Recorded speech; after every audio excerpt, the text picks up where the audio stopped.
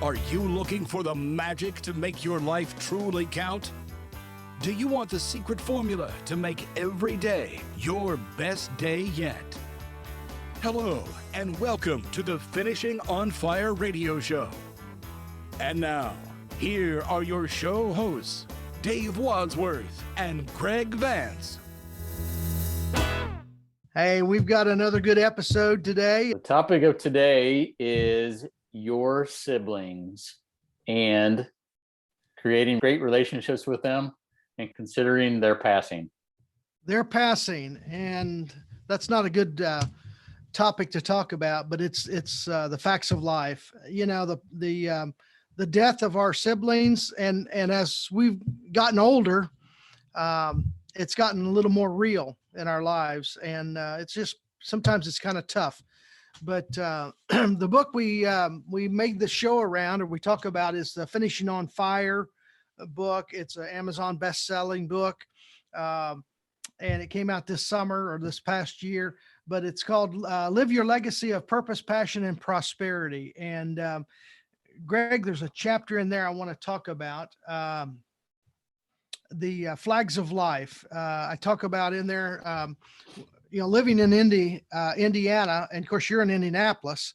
So I talked about the Indy 500 and some Yes. of our childhood memories from there, from my family's perspective and my siblings and so forth. And so I wrote a chapter and talked about the flags of life. And in racing, do you remember all the different flags that we have in racing?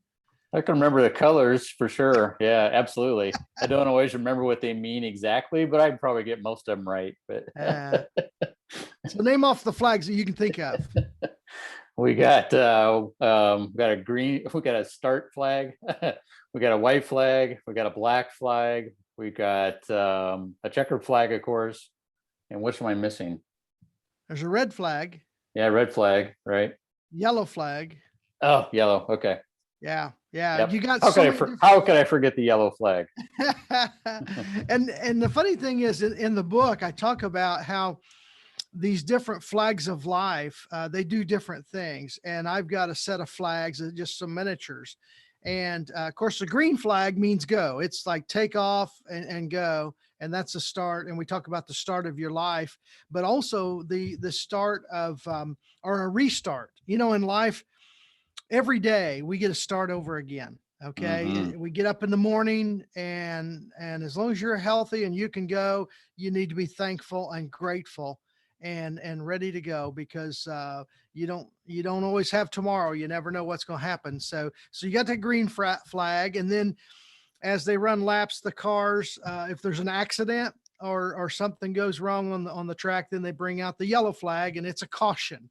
And in life, we have those yellow flags where, accidents happen, things happen. And whether it's a problem in the family, a health scare, or maybe a job loss. And I know you as a career coach, Greg, you've had a lot of experience with people that have struggled with career changes or even within their career. Right. In those situations, and those are tough situations in life. And then also we have a red flag, and I talk about in the book, the red flag is where actually the race stops, temporarily, because they got to clean up a wreck or whatever it is. The caution, they still keep driving around the track. See, they keep going, but they go real slow, and they're in caution mode. The red flag, they stop temporarily. Now, the flag I want to talk about today is a black flag, and the black flag is a dead stop event in life. It's where you don't say, okay, I'll wait till tomorrow and take care of this, or wait till after work and I'll get, I'll get on this. Well, a black flag event in our life is the death of a sibling. I know last week we talked about our parents, and can you go over a little bit what we talked about last year, and then I'll get into the siblings. Remember about last episode?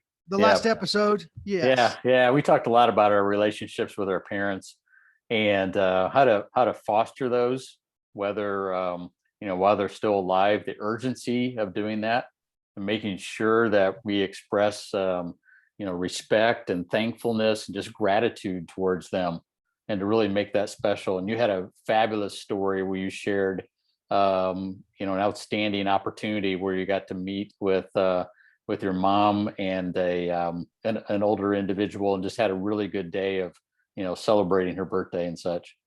Yeah. Yeah. And I'm very fortunate. I'm blessed. My mom is still alive. She's 86. And I was, when we were out to lunch, we actually ran into a gentleman who was celebrating his 100th birthday, which was amazing.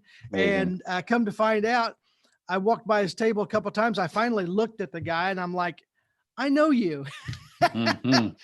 And then we got to talking, and we struck up our old acquaintance from years and years ago. It'd been 30 some years. And so, yeah. And a lot of parents, by the time we get to be our age, Greg, as we get older in life, and we talk about finishing our lives on fire and making every day count, and just really being proactive and positive, we need to really gear in on if we have parents that are still alive. And so we talked about, a lot of our parents, we've lost them. My wife's mom and dad are both passed on, and my dad passed away. And then you said that I think both of your parents have passed. Yep, both have passed, and yep, and one of my wife's parents has as well. And one of your wife's parents. So yeah. Right.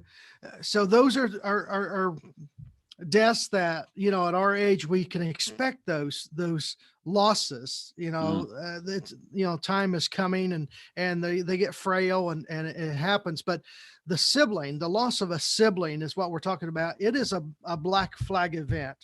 And when you get that call that you've lost a sibling, brother or sister, it stops everything. You just, you're stopped dead in your tracks, basically. And you've got to, your world changes at that instant that you get that news.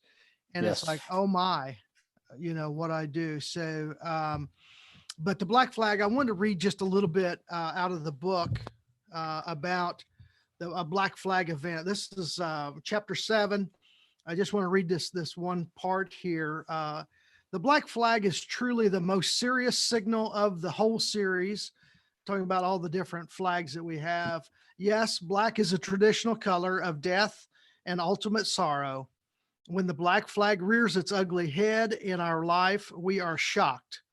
Everything instantly stops. Life as we know it is altered or changed forever. The life that we enjoyed or experienced only moments before is swept away at the blink of an eye.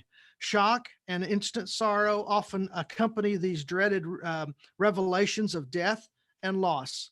It happens when we least expect it. It comes like a thief in the night. We can't truly prepare or rehearse for these black scenes of life. Tragedy of this magnitude is never gentle or kind. It is blunt, cold, and unforgiving. It just is. And that's what it is. It's a black flag.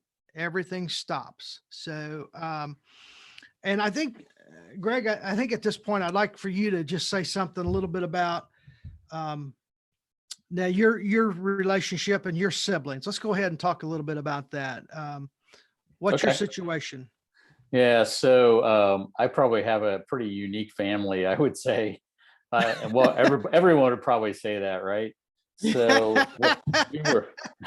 we almost had two families. You've heard of this, well, parents will have two sets of children that are closer together. But so if we go down the list, my next closest sibling, my sister, is 6 years older than me.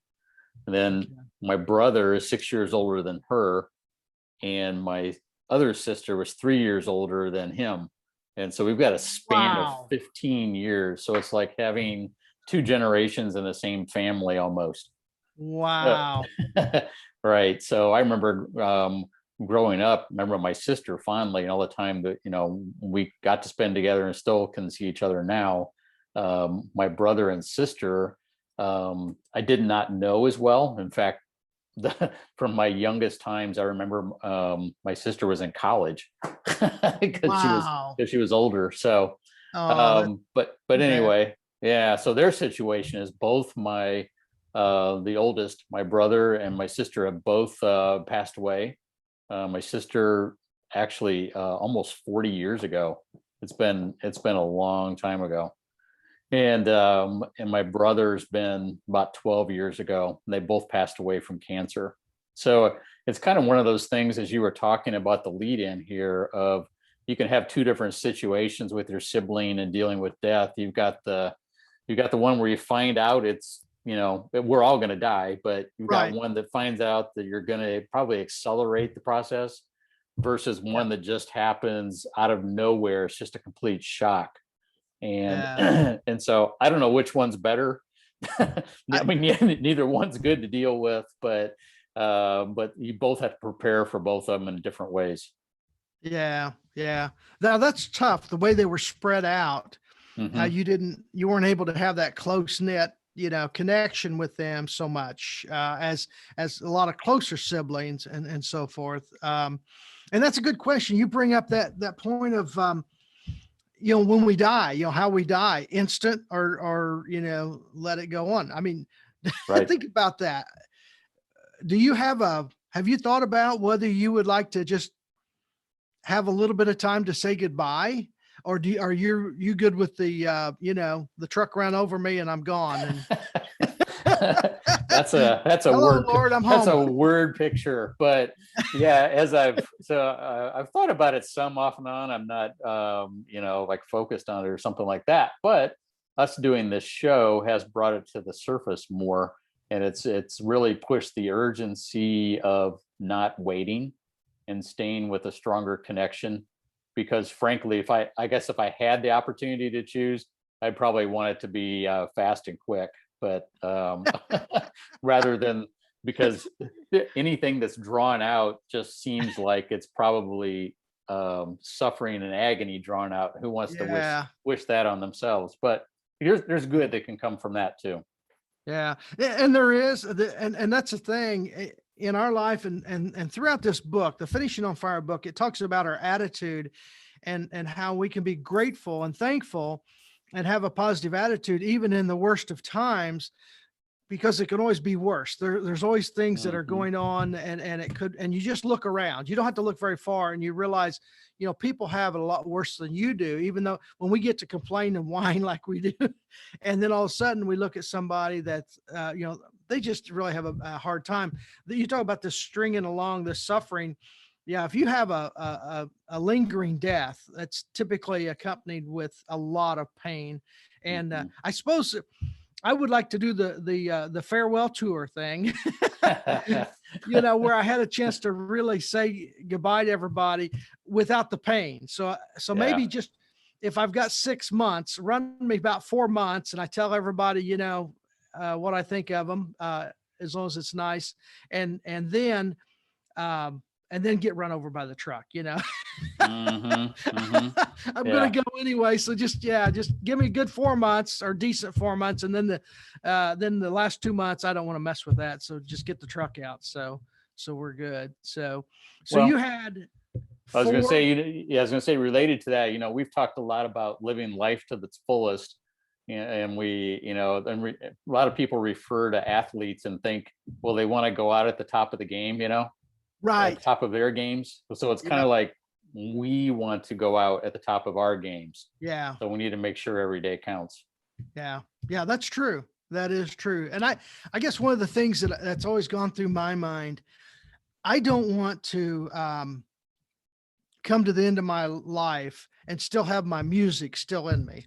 Now, Hmm. now, Right. if you talk to my wife, I am not a singer, and she bruises me whenever I try to sing. She'll elbow me and say, "Dave, please spare the world. You can't sing. You make a joyful noise, but you can't sing." But And keep it to yourself. yeah, I keep it to myself. But I think that's one thing we don't want to get to the end and have those regrets and Right. say, "Boy, I wish I'd have done this or I wish I'd have done that." And that's what the show's about, is saying, "Hey, be very purposeful about, Hmm. every day, your actions and make every day count. That is so huge. And when you start with of course, last week we talked about our parents, but now with our siblings, and we'll talk about that later on in the show. But if you want, I guess I can go at the end. I'll talk about my siblings maybe. Oh, let's go ahead. Go ahead You now. want to go ahead? Okay, let's do that. Switch over to you. Mine's a little bit different. My situation, we've got there's 3 boys and my sister. Poor Myra, she had a hard time. And we were all fairly close. There was about 8-year span total. Okay. And it's funny, and we've been very close. Oh my gosh, we've all been close. And my brother, it's funny, we're an odd family because mom and dad, there's 3 out of the 6 are left-handed, which is kind of odd. My mom and dad, my mom was left-handed, my dad was right-handed, Kelly was left, Myra was right, Wow. I'm left, and Doug was right. And it's every other one. So it's every other one in our family's left-handed. So it's like, and they say that, left-handed people are in their right mind, I guess. So, so hopefully I'm in my right mind. But we had a very close family. But my brother Doug and I talk about him in this book here. Well, actually, my first book, I really talk a lot about him because it was some childhood stuff. It's great. Living in the Ditch. It was 1 ditch, 2 boys, and 3,000 adventures. And that's also on Amazon. You can get that. But that was a fun book. But my brother Doug, we were 18 months apart, and we played football together. We did everything together. We were buddies, and we still are. And then my sister, she was 3 years old ahead of me in school. And then my brother Kelly was about 3 years ahead of her. Okay. So, but we've all stayed close, and we're all still around. But my sister nearly died on us 3 years ago. She was T-boned by a drunk driver in San Diego, California. Wow. She was going to work, and guy ran a red light. He had run a couple red lights. He was drunk, and then he ran this red light and T-boned her, hit her, and the doctor said she was his miracle girl because it took him 45 minutes to cut her out of the vehicle, and she broke so many bones. It was awful. And she's not like me. She doesn't have a lot of meat on her bones to protect her. So she took the brunt of it, but she was in a fairly big car, which saved her life. If she'd have been in a compact car, she'd have been gone. There's no way she'd have survived it. But anyway, so we're very fortunate. All my 2 brothers and my sister are all still alive, and we're close. But and we'll talk about a challenge we want to give you guys out there at the end of the show. We're going to challenge you to do some things and make things happen. So, all right. So where are we at now, Greg? We need to move on.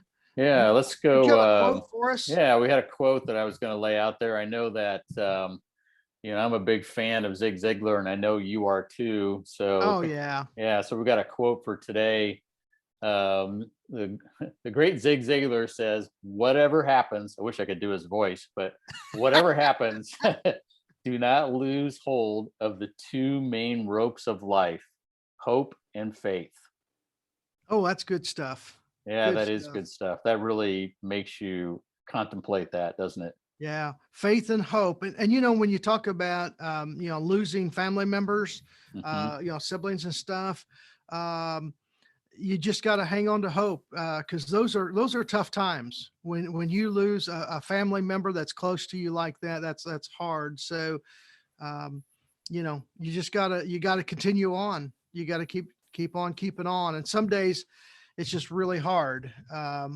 I just attended a funeral this week. Matter of fact, I went to the visitation last night, and it's a very similar situation to our family. There's 4 children. There's 3 girls and a boy in their family, and the gentleman was actually the preacher that married Glenda and I. He was 85 and he passed away. A great, wonderful man, and he had a brain bleed. It was just an aneurysm, and they brought him to the hospital, but he didn't make it. So that was just a quick just, he was gone the day before. The family was together, everything, they were doing great. And then we just lost him. And he was such a critical person in the community from where I was at. But yeah, I remember the marriage counseling with Glenda and I, with him and his wife. It was amazing there in their home. And they had been missionaries in New Zealand and also in Africa, in Zimbabwe. And actually back then it was Rhodesia, but Yes. but years and years ago. And they he'd gone on these African safaris, and he was there. And of course, that time things that have changed a lot since then. But he had actually gone out, and they had an elephant that they had hunted. He shot, and he had a footstool that was actually the foot of the elephant, and it had a zebra pelt on top of the footstool, and it was really amazing. And it had the toenails and everything, and then he had a tusk. And we're talking 40 years ago, so it's way before all things changed so much. But Right. But it was pretty amazing, the man and what he has done for so many people. So, but he was here Monday, and then gone, and then just gone that quick. So. Wow. Yeah. So, So to go to maybe you want to switch to another segment here. yeah, we need to move on. We need to Yeah. move on. Where are we going to, Greg? Since you just mentioned an animal, one of the favorite segments I have that you do is Wallys World. And so if you remember on the show, I give Dave a number, and he comes up with, out of his collection of animal experiences and stories, he comes up with an on-the-spot one to share with us. So today's number is 3. And now it's time for Wallys World. Yes, Dave Wadsworth's true life animal stories. Number 3, Greg. And I've got a list here right now. I've got 43 different animals, and I've got them numbered. These are all different animals that I've had encounters with. The animal lottery. Yeah. And so you've picked number 3, which is snakes. And it reminds me of a couple funny shows. We just went through a holiday season, and we always love watching Home Alone. And the one guy, the 2 guys that are trying to break in the house, when the family left, and the boy's still there. What is his name? Kevin.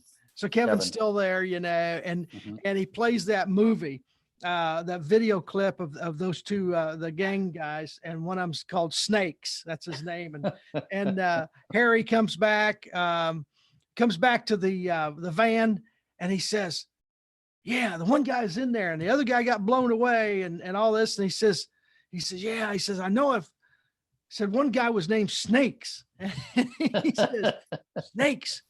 I don't know any snakes, but anyway, but I've seen a lot of snakes in my life. I tell you, I have so many stories about snakes. It's scary. I think probably one of the funniest ones. My mom was out back, and she started screaming. She come running around the front of the house, and we couldn't figure out what was going on. And she had a hoe in her hand, and she had been chopping at something, and she come around and she's screaming for Dad. And so he comes back. We went around the back of the house, and there was a little bitty garter snake. That thing was probably 18 inches long. I mean, it was just a little bitty thing. There wasn't nothing. It was just like a little ribbon. And she just went ballistic over this little garter snake is what it was. And it was funny, but she nearly cut her foot off trying to chop the snake up. Oh. The thing was, we lived right beside a ditch, and it was a perennial stream. So there were snakes in there all the time. And, but we didn't see a whole lot in the yard. Because we kept our yard mowed real well. Everything was neat and clean and so forth. But that was one time I thought my mom was going to have a heart attack. It was hilarious. And when we saw the snake, Dad finally he killed it, just so Mom wouldn't freak out too bad. But anyway, she had tried to chop him with the hoe, and she ran around front there, and but that thing was so little. It was like maybe like a little shoelace. I mean, it was just a little bitty thing. Yeah. And Mom just went nuts. And I'm like, oh my gosh, Mom. So that was funny. Now at the time it wasn't very funny because she was just going nuts. It's a wonder they didn't call the sheriff, the neighbors, because the way she was going on. But I have some good stories. If you look in my first book, Living in the Ditch, I have a really good snake story in there. And then I've got another one here where I live. The lake, I built a lake behind the house, and we got a couple islands, and I've got some good snake stories about that, but I'll have to save that for another time. Next time number 3 comes up again. Yeah. Next time number 3 comes up, that one out there on the island, and it involves a rake and a rowboat and a pistol and a flashlight. And I'm still alive to tell it, but I shouldn't be, because I was tree stump stupid to be doing what I was doing. It was hilarious. So, but I'll have to tell you that one another time. So whenever number 3 comes up, we'll go after that. Remind me of that, Greg. Yeah, we'll go after that. Exactly. All right. So, so how about we take us out with the 2-minute warning?